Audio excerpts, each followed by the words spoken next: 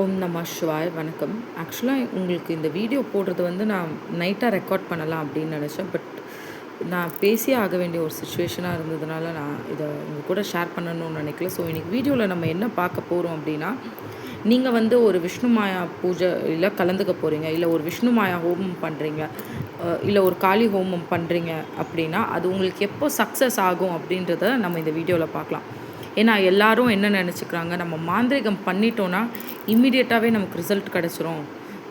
உடனே நம்ம தெய்வத்துக்கு இவங்க கண்டிஷன் போடுவாங்க, இவ்வளோ நாளுக்குள்ளே நடக்கணும், தெய்வம் நமக்கு கண்டிப்பாக கொடுத்தாகணும்னு. அது அப்படி கிடையவே கிடையாது. ஏன்னா இப்போ என்கிட்ட இந்த மாதம் மட்டும் ஒரு 3-4 கிறிஸ்டியன்ஸ் கிட்ட வந்திருக்காங்க பூஜைக்கு.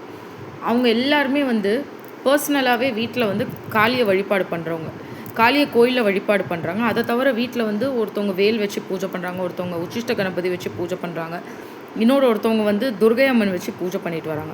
ஸோ இப்போ ரெகுலராக பூஜை வழிபாட்டில் ஒருத்தவங்க இருக்காங்க அப்படின்னா அவங்க போய் ஒரு மாந்திரிகரை பார்க்க போகும்போது அவங்களுக்கு நடக்கவே நடக்கலைன்னா கூட டிலே ஆகி நடக்கும்.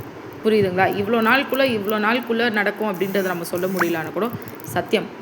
ஸோ இவ்வளோ நாளுக்குள்ளே நம்ம நடக்கும் நடக்காதுன்னு நம்ம சொல்ல முடியாதுலனா கூட ஒரு பர்டிகுலர் டே அன்றைக்கி கடவுள் அவங்களுக்கு பண்ணி கொடுத்துருவாங்க. நீங்கள் இனிஷியலாகவே தெய்வ வழிபாடில் இருக்கிறது அப்படின்றது ரொம்ப ரொம்ப முக்கியமான ஒரு விஷயம். தெய்வ வழிபாடுனா நான் விளக்கு மட்டும் ஏற்றிட்டு நான் கம்முன்னு உட்காந்து பண்ணுறது கிடையாது.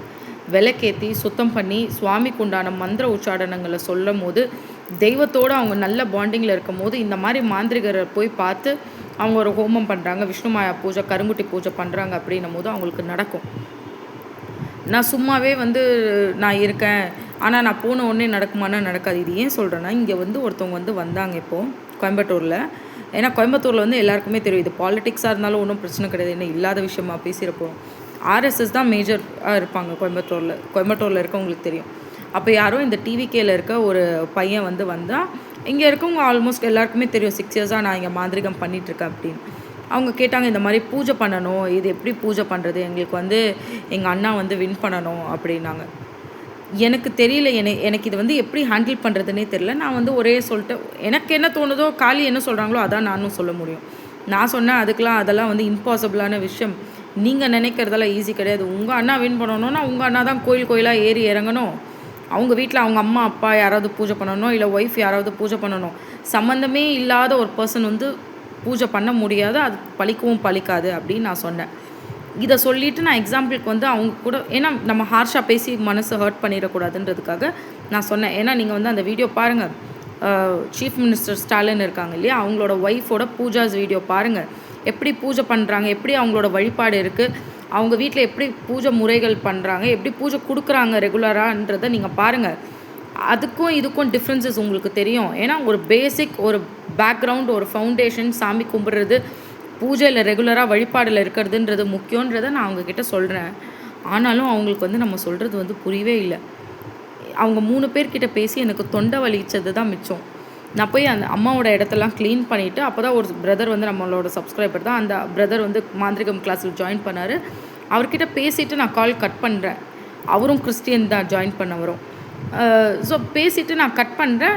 இவங்க இந்த மாதிரி கேட்குறாங்க, நீங்கள் ஏன் இந்த மாதிரி பூஜை பண்ணுறதுக்கு தானே நீங்கள் இருக்கீங்க, நீங்கள் பண்ணி கொடுக்கலாம்ல. அப்போ தான் நான் சொன்னேன், அவங்க பேசிக்காகவே கிறிஸ்டியன், ஆனால் வழிபாடுன்றது ஒரு புலையார் வழிபாடு, ஒரு முருகர் வழிபாடு, ஒரு கோயில் வழிபாடாவது பண்ணணும், அது எதுவுமே கிடையாது. அம்மா அப்பா கிடையாது, கூட பொண்டாட்டி கிடையாது, பித்ரு தோஷம் இருக்கக்கூடாது. பூஜையில் கலந்துக்கணுன்னா அம்மா அப்பா சாபனை இருக்கக்கூடாது. உங்கள் அண்ணனுக்கு எல்லா சாபனையும் இருக்குது, பொண்டாட்டி சாபனை, அம்மா அப்பா சாபனை, எல்லா சாபனையும் இருக்குது. இதெல்லாம் கிளியர் பண்ணிவிட்டு நீங்கள் வாங்க, நான் பூஜை பண்ணி கொடுக்குறேன்னு சொன்னேன். ஏன் இதை சொல்கிறேன்னா, இதை நான் சொல்லக்கூடாதுன்னு தான் நினச்சேன். பட் நம்ம யாருக்கு பூஜை பண்ணுறோம் அப்படின்றது எப்போவுமே ரொம்ப ரொம்ப முக்கியமான ஒரு விஷயம். எனக்கு 20,000 ரூபாய் வருது, 30,000 ரூபாய் வருதுன்றதுக்காக நான் காசை வாங்கி எல்லாருக்கும் பூஜை பண்ணி கொடுக்க மாட்டேன், பண்ணியும் கொடுக்கக்கூடாது. அப்படி அவங்க என்ன மாதிரி பூஜையில் இருக்காங்க, அவங்களோட பக்தி லெவல் எந்த அளவில் இருக்கோ அதை பொறுத்து தான் மாந்திரிகத்தோட பலன் அவங்களுக்கு கிடைக்கிறது. விஷ்ணுமாயாவுக்கு பலி கொடுத்துட்டா நாளைக்கே நடக்குமானா நடக்காது, காளிக்கு பலி கொடுத்துட்டு நடக்குமானா நடக்காது. அவங்களோட வழிபாடு, அவங்களோட பக்தி, அவங்க காளி எந்த அளவில் மனசில் வச்சுருக்காங்க. நேற்றுக்கு ஒரு பிரதர் சேர்ந்தார். உண்மையாகவே அவர் சேர்ந்தது ஒரு புலையாரோட அனுகிரகம் இல்லாமல், காளியோட அனுகிரகம் இல்லாமல் அவர் சேர முடியாது. ரிலீஜியன் அப்படின்றது செகண்டரி, ஆனால் அந்த மனசில் தெய்வத்தை சுமக்கிறோம் அப்படின்றது ரொம்ப ரொம்ப முக்கியமான ஒரு விஷயம். விட்டால் இந்த கட்சிக்கு ஓட்டு போடலன்னா நம்மளை கொலை கூட பண்ணிவிடுவாங்க போல் மிரட்டி. எனக்கு ஏண்டாப்பா நம்ம போய் காலையில் கடையை ஓப்பன் பண்ணுறோன்ற அளவு ஆயிடுச்சு. ஆக்சுவலாக இட்ஸ் அ டெம்பிள். 3 கடை லைனாக இருக்கும். அது பக்கத்தில் வந்து என்னோடய ஷாப் அது. அங்கே தான் நான் அம்மாவை வச்சுருக்கேன். ஒரே ஒரு ரூம் தான் இருக்கும். அவங்க போகவே இல்லை கிட்டத்தட்ட. அதுக்கப்புறம் நான் சொல்லிட்டேன், எனக்கு பூஜை இருக்குது, என்னால் ரொம்ப நேரம்லாம் பேசிகிட்டு இருக்க முடியாது, நான் கிளம்புறேன்ட்டு பூட்டிட்டு நான் வீட்டுக்குள்ளே வந்துட்டேன். ஏன் இதை சொல்கிறேன்னா, நீங்கள் ஓட் போடு. எனக்கு வந்து பர்சனலாக கலைஞரை வந்து ரொம்ப பிடிக்கும். ஏன்னா அவரால் தான் நான் வந்து உச்சிஷ்ட கணபதி வழிபாடு பண்ண ஆரம்பித்தது. ஸோ நீங்கள் ஓட்டெல்லாம் போடுறீங்கன்னா இந்த மாதிரி பீப்புளுக்கெல்லாம், இந்த மாதிரி மிரட்டி ஓட்டு வாங்குறவங்க, மிரட்டி பூஜை பண்ணுறவங்களுக்கெல்லாம் போடாதீங்க. நல்லவங்களுக்காக உங்களுக்கு யாரை பிடிச்சிருக்கோ நீங்கள் அவங்களுக்கு போடுங்க. ஒரு நல்லவங்களுக்காக போடுங்க. இந்த மாதிரி 4 பேருக்கு போட்டிங்கன்னு வச்சுக்கோங்க, இவங்களும் வந்து சீஃப் மினிஸ்டர் ஆகிட்டு இவங்களும் வந்து கொலை பண்ணுவேன்னு இவங்கள மாதிரியே மிரட்டுவாங்க, மிரட்டி பூஜை பண்ண சொல்லுவாங்க போல்.